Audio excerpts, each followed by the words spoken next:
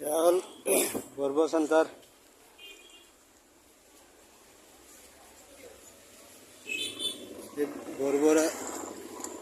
Borbora town হয়।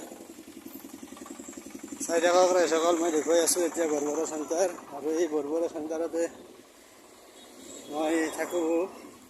যাতে চাই লওক জেগাবিলাক কেনেকুৱা।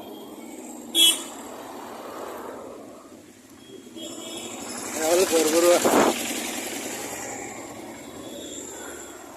বৰবৰা মাৰ্কেট।